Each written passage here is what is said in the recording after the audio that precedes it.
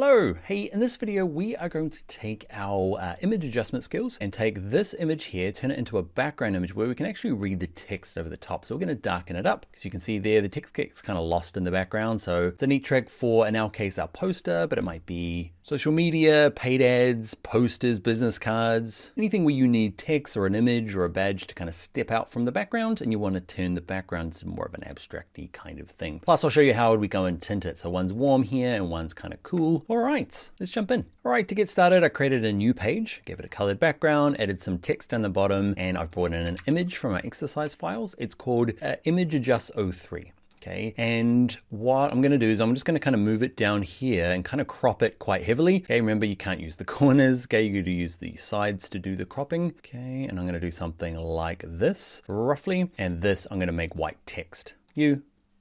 White. Okay, and that kind of works. You can see it kind of disappears in and out. I picked an image purposely that is quite consistently dark. It is really tricky if you've got an image that is really bright on one side and really dark on the other side. It doesn't really work. So I'm going to show you two tricks to doing it. So the first one is, actually I'm going to duplicate it because I'm going to show you two different ways. This first way is kind of basically what we did before, but instead of making the image perfect, so we went to edit, we're going to go to adjust. Okay, instead of kind of making it look great, we're going to make it look dark and basically just grab anything that sounds bright and drag it down. And the ones that sound darkish, like shadows and blacks, drag it up. So let's have a little look. Brightness down, highlights down. You can see already it's kind of good enough for what I need it to be. And then you can just kind of work around. I picked an image that was, well, the image that I ended up picking was pretty easy to do, but you might have to play around with a little bit more, like, do I crank up the shadows? Maybe the contrast generally coming down is better, it makes it more consistent. Okay, and just play around with, do I need these up? But mainly just the whites down, and that's whites, highlights, and brightness. What's the difference between them all? Whites are like the pure whites that are in the image, okay? Highlights are kind of in the light-ish zone, not pure white like this one here. So you're adjusting kind of like a lot more of the color, okay, or the bright colors.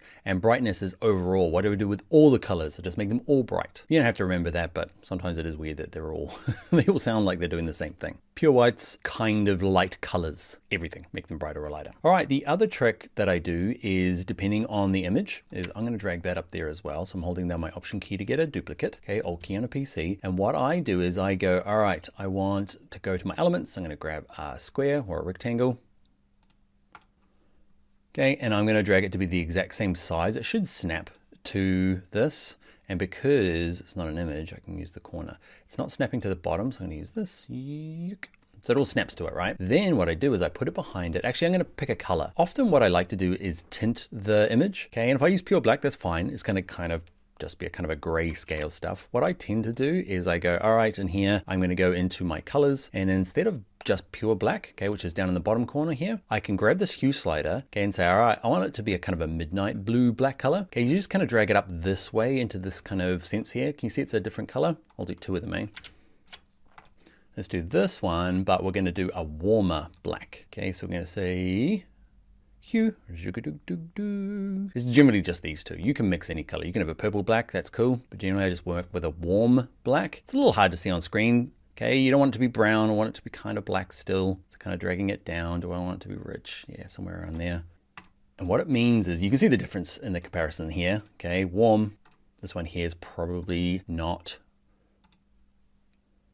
rich enough. I'm going to bring it down here. When I say rich, I mean saturated. Okay, so I want it to be kind of dark, but have a good strong blue in it. It was too light before. Then what we do is we say U, send to the back, okay, which is Command first square bracket or Control first square bracket on a PC, or you can right click it and say Layer, send to back. And now what I do is I just play around with the transparency. Can you do more than one at a time? Oh, you can. So I've shift clicked both of those, and I can just lower the opacity. So I'm kind of getting to the same result, but can you see it's quite a different color? This one here is quite a cool midnighty blue, a cool kind of midnight color, whereas this one here is a lot warmer. Why is that important? I don't know. I think this, you might be like, the heck is he talking about? I find this a good way of doing it as well. Okay, do I have one or the other? It depends if I want to tint it or not, or just kind of like pull the colors out of it. I don't really have a specific hard and fast rule, but there you go. The other thing we might do as well is with them all selected, we can go to effects and use either lift or shadow. Okay, I'm going to use lift and just kind of separates it a little bit from the background. You can't really see it, right? But there's a little drop shadow on it now. Can you see there? Probably not enough.